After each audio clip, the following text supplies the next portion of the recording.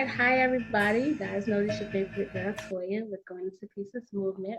Um, I am here today with Mr. Mike Chapman. As you guys know, one of the things that I do in my program is deal with human trafficking.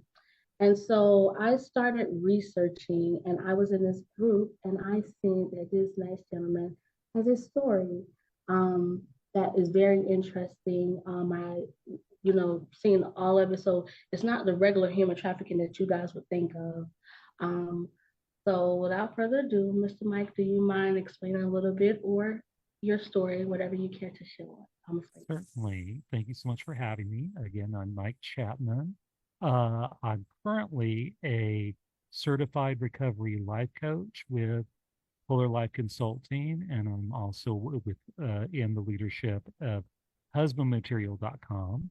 Husband Material is a faith-based ministry helping men dealing more specifically with pornography addiction, but really any kind of sexual brokenness issue.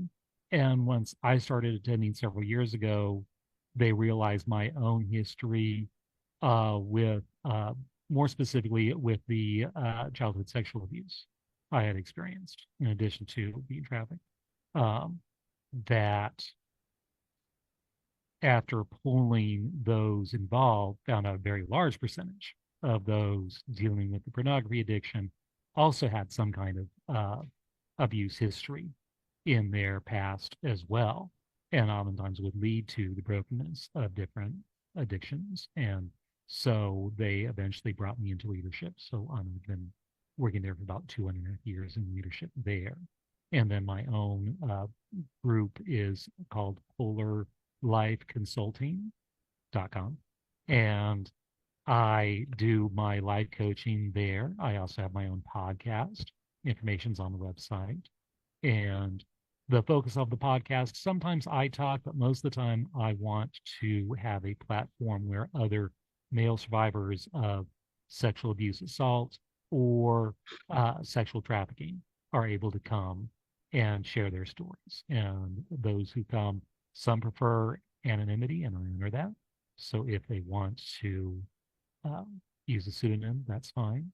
And we certainly allow for that. And it's wonderful to have a safe place to tell your story, because I know when I first was able to tell my story, my healing just kind of took a huge leap. Uh, Getting that out, overcoming the guilt and shame that so many of us feel who are in that situation. It helped so much. But how did I get here? Um, Yeah, my story bounces around. Originally, the only abuse that I knew I had experienced was as a young adult in college. A Methodist minister who was also a pedophile sexually assaulted me, and then dealt with all the feelings that came up with that, and questioning my own sexuality, who I was, why me, and um, had to deal with a lot of that. I eventually got married, and after our first child was born, things just hit. I started struggling similarly to when I was assaulted. All these feelings of inadequacy, all this stuff was coming up. So I got help, went to a support group, and then we actually uncovered that I had been abused by my father when I was very young, as a young child, and sexually abused.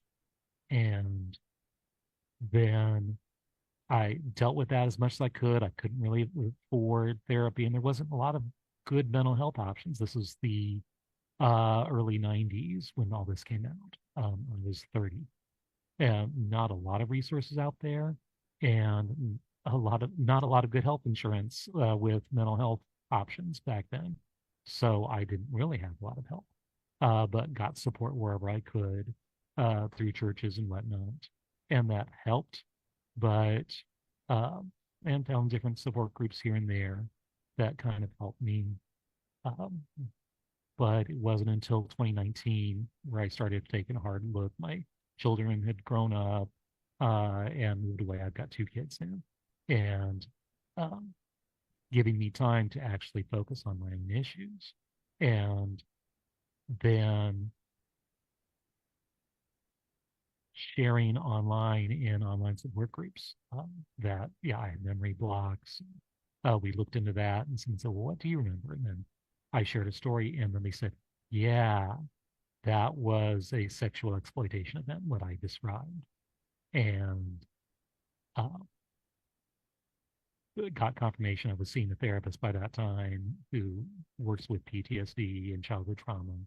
And he was able to confirm, yes, that, and looking at the definitions, I was trafficked. It was a sexual exploitation event. This was in Oregon where I grew up.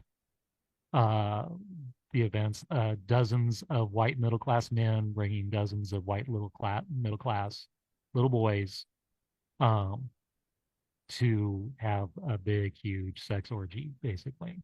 Boys were all sedated, um, and probably not 100% sedated, but enough where it would be like a mind control situation. And because it was regular get togethers, it fits the category of ritual abuse as well. And yeah, those memories were blocked. But now, after seeing a therapist, getting all those out in the open, then the floodgates kind of opened.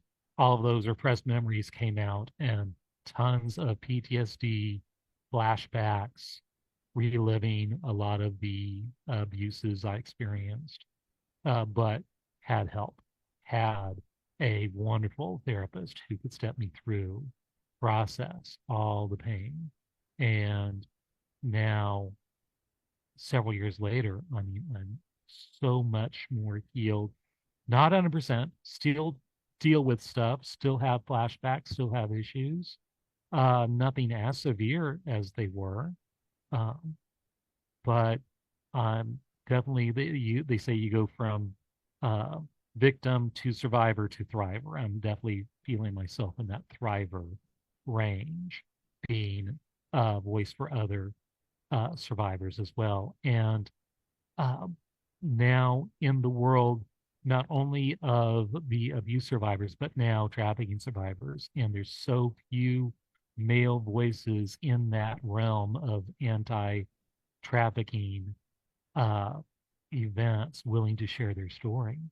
And I'm amazed. So now I'm entering there. I just got trained with uh, Survivor Network NC, which is a North Carolina nonprofit that has a speakers bureau specifically on abuse survivors. I just got trained with them, so I'm now on their speakers bureau as well to be able to share to people like you about and your listeners about human trafficking, and in my case, sexual trafficking. And specifically, it's called familial trafficking.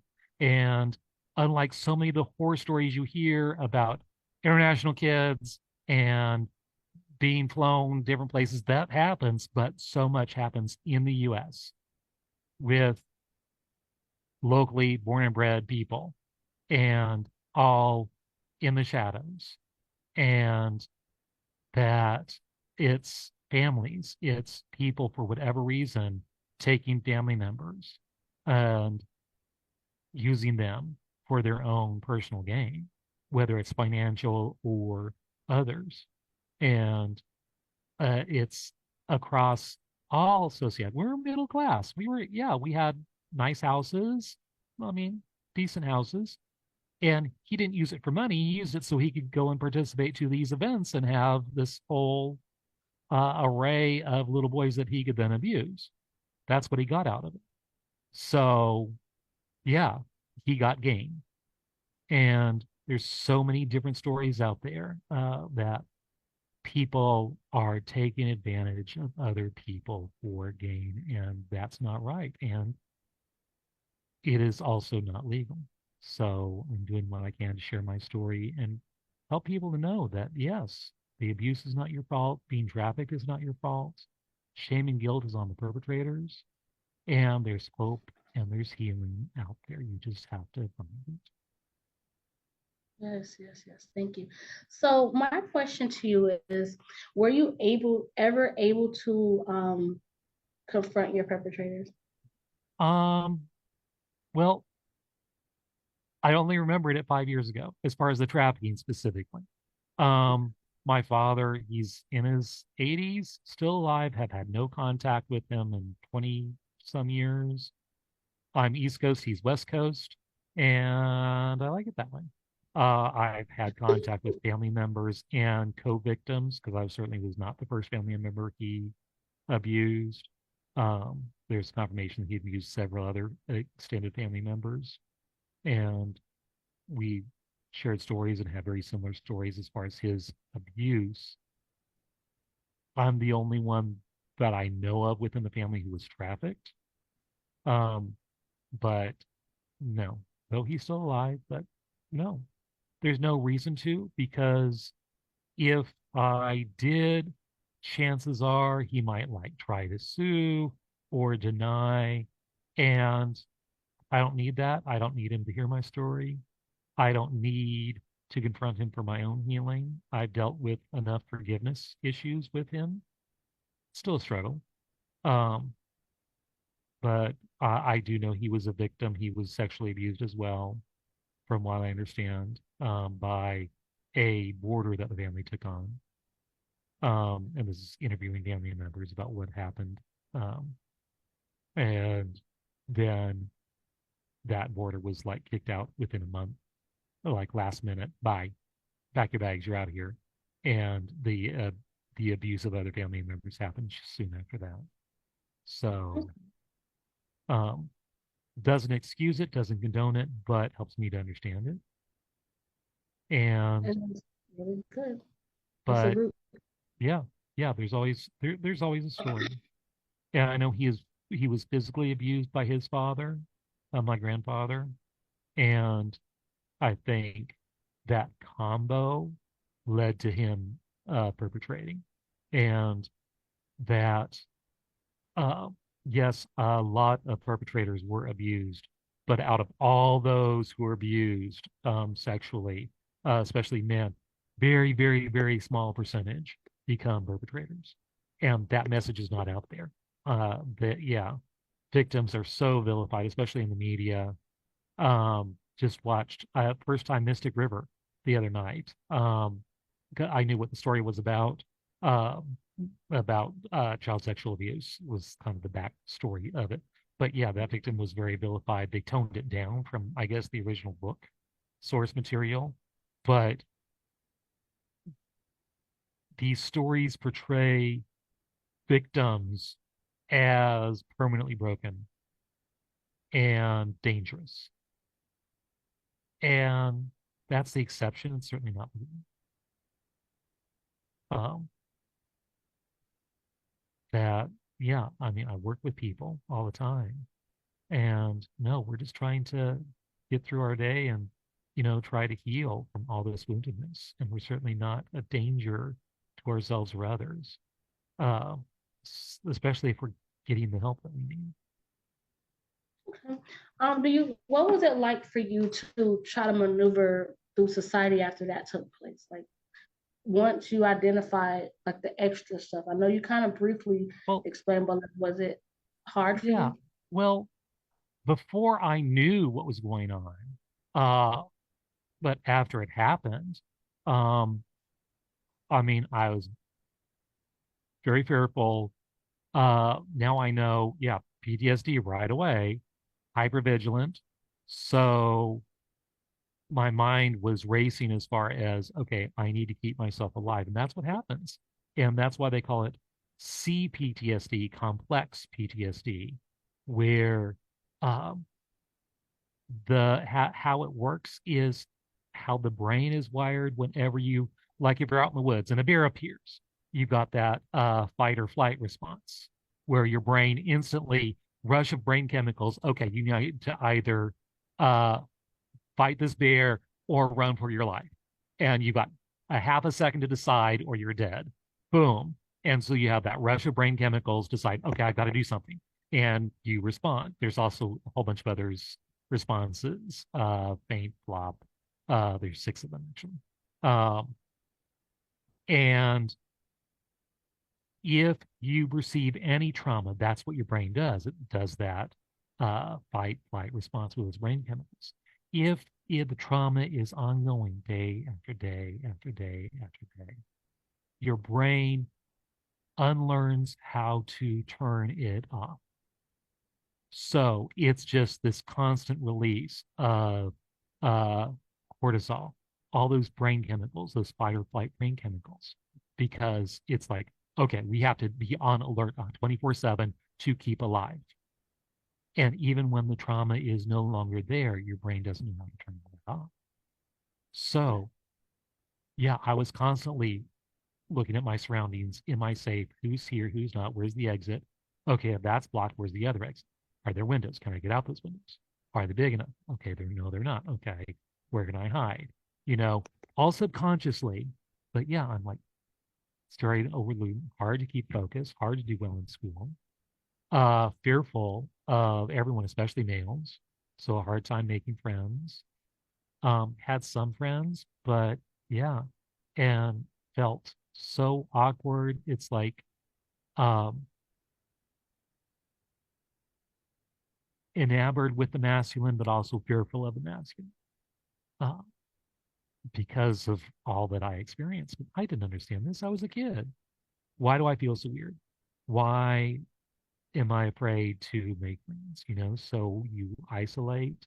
Um, yeah, I love to just stay home in my room and do my own thing and, you know, not interact. And then as I got older, I kind of forced myself to do that. And that kind of helped with the isolation and so forth. But yeah, all of those symptoms.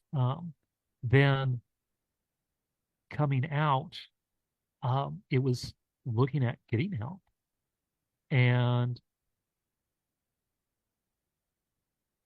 looking for like online support groups and sharing my story with others, learning to share my story. Support group was anonymous, which was wonderful. So to need my name, I could go on there and share my story and get feedback from other survivors and tons of information. It's like, oh, you probably have PTSD. I do? Really? Why would that be? Yeah, here's a list. It's like, oh, well, me. Okay. I guess I have PTSD. Yeah, you probably need to find a therapist. Oh, okay. All this thing. It's like, you find the support, this wealth of information, people who've been there. Yeah. Oh, okay. That was so helpful. So coming out and being vocal helped tremendously. I heard a quote recently, pursue your pain and you'll find your healing. I tell And people all the time. yeah, Talk instead about of it. shoving it down and numbing it, trying to ignore it, trying to get rid of it, bring it out and face it Yeah, and because get people don't realize when you store stuff like that inside of you, especially when it deals with that kind of trauma, one, it makes it hard sometimes for you to form a relationship with somebody else. But then, like when you're trying to, like once you finally get it out, and you're gonna explode because it's so right, much inside of you right, and you don't know where the outlets are. So when you start talking about it, it definitely helps others and it helps you heal too right, while you're speaking about it because now it's no longer that breath inside. It's like, okay, I can talk, I can move and, right, let it out. So, right. And as I was getting the help, more new people would come after me, and it's like, oh, I got all this information that I just learned, and here you go, and that helps emphasize my own learnings too. So it's like you're passing it along, passing it, paying it forward, and yeah, that's just so helpful. Having that support system where folks are helping me and I'm helping them, and I'm helping new people, and yeah, it's been wonderful. And now I'm doing this for a living. At least partly. I still have another full-time job I do, but with the life coaching, uh, being there for men who are hurting and they're just trying to understand and trying to heal. And there's so few resources, even professional therapists, unless they were abused themselves, are horribly uncomfortable talking about any of this. And they kind of avoid it oftentimes. It's like, well, just, no, that's in the past. We'll just let that go. Let's talk about now, Mhm. which fine, but Good that's a evening. huge part of the The story and a library is huge part of closing the at 19 woundedness. minutes. And If you would like assistance, unless you look at that stuff and understand the wounding, you can't heal. You're just putting a band-aid on a broken arm, that there's significant wounding that needs healing. So finding trauma-informed therapists, those that have a bunch of tools in their toolbox and know how to work. Thankfully, I found him. So thrilled with my therapist. He helped me so much. And he knew what he was doing, and he had several different methods that he could pull from to help me in my situation. Not just, okay, I have one method, so I'm going to use this one method on everyone because that's what I know. And I learned this one method, so I'm going to do that. It's like, no, he has a whole toolbox full. And well, I'm going to pull a little from column A and a little from column D, but no, you don't need B and C, but let's do these. And I'll pull some from column F over here and um, do what you need.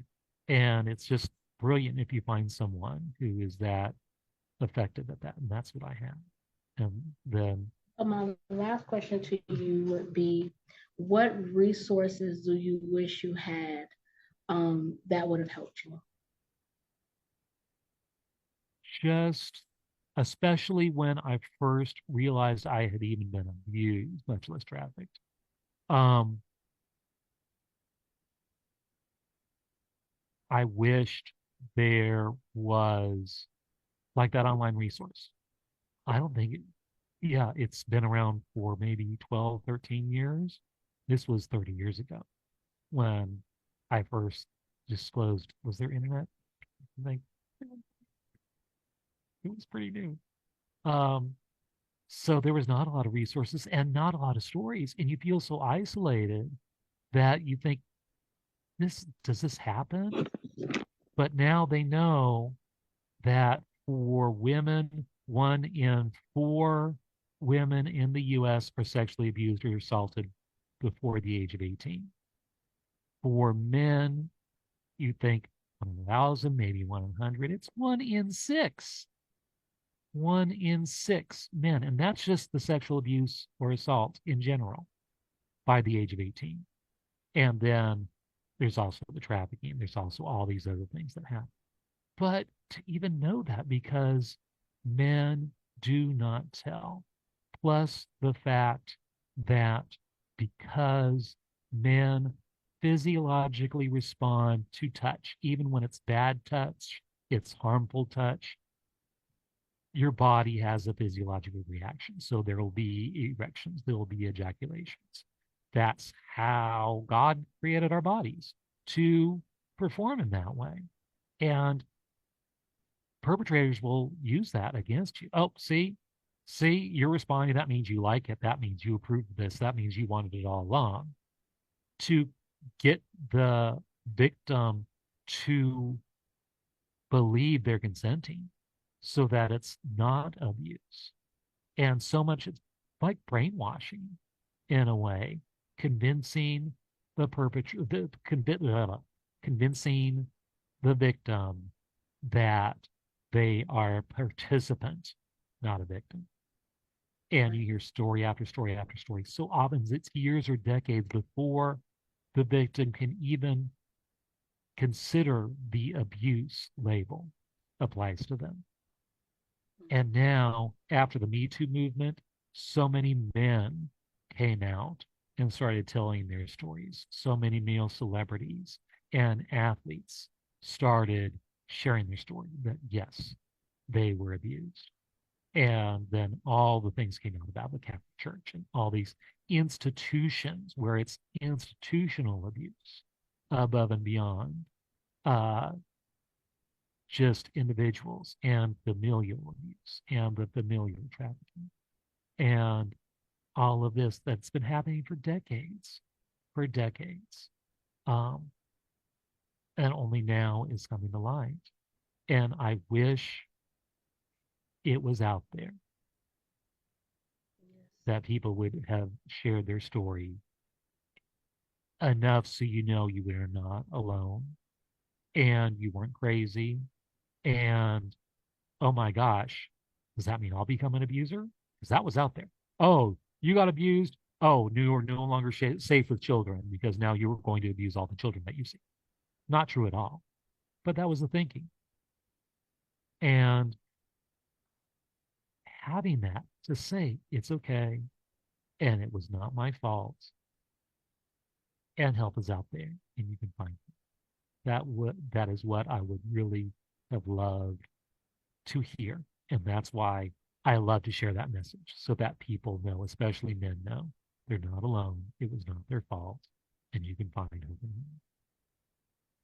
Well, I definitely would say I have to agree with you with that, and I very much appreciate you sharing with us what you share with us because I think it's very important that other men know as well that it can happen to them, and I'm glad that you even brought up the fact that people don't understand how the mind works and how the body works, so they automatically assume, like you said, that hey, you know your roles, and that means you wanted it, and it's like in the morning when men wake up, what do they wake up Yep. with? Oh, So yeah.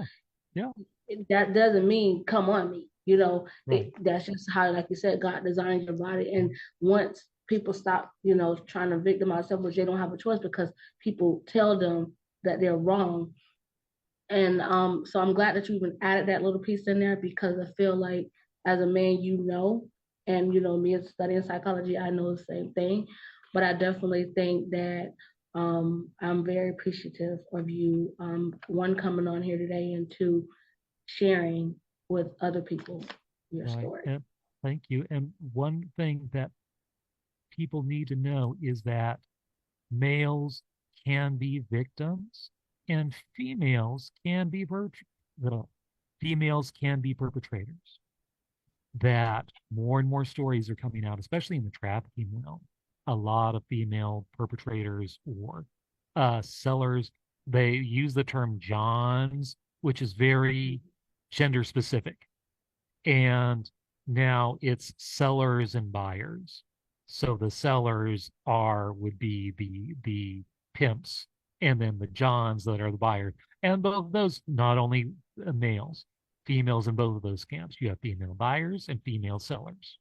Mm. And the victims are males. And that happens very often. But because that's not the story out there, that's not the story portrayed, that uh, Hollywood, oh no, but you have to have female uh, victims. And there's plenty out there for sure. And males are only perpetrators and females are only victims. And that's not true. And so many stories out there that I've heard. That's not part of my story. As far as I know, all my perps were male. Uh, but I've met many who, yeah, female perpetrators are part of their story. Mm-hmm. Well, thank you.